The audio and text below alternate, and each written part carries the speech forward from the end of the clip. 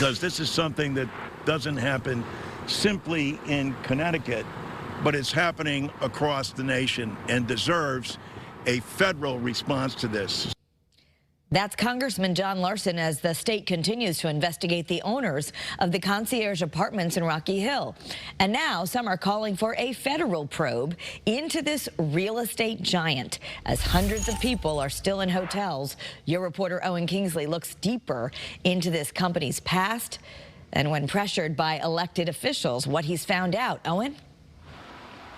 Well, Kara, here at Concierge, local and state officials, they have accused the owners, J.R.K. Property Holdings, of not investing enough money to prevent those burst pipes that at one point condemned all those buildings, and rather not offering enough help to the residents until they were publicly pressured to. Well, today we went and found out that we found multiple examples of other states who other times of when the company was accused of taking advantage of other residents and tenants, and it resulting in legal troubles.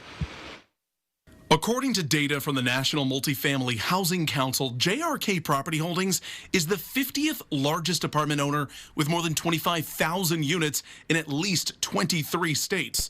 Last year in Massachusetts, the state Supreme Court ruled landlords could no longer deduct reasonable wear and tear costs from tenants' security deposits, like scuffs, nail holes, or faded paint, after a lawsuit against J.R.K. Property Holdings. They own at least 6 properties there, and the state's attorney general claims they were breaking existing laws about charging for wear and tear costs even before this ruling. In 2022, they bought a large apartment complex in Maine called Red Bank Village.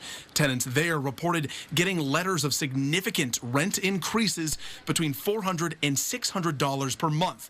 J.R.K. appeared to be in violation of a local ordinance requiring a 75-day notice for rent increases. Local leaders considered an eviction moratorium and rent freeze to help these families. Ultimately, J.R.K. Property Holdings backed down and self-imposed a cap on renewal increases and invested $6 million into repairs on the property.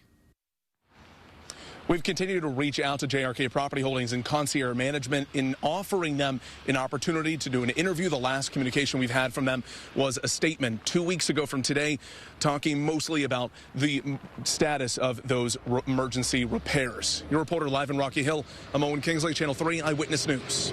Owen, thanks.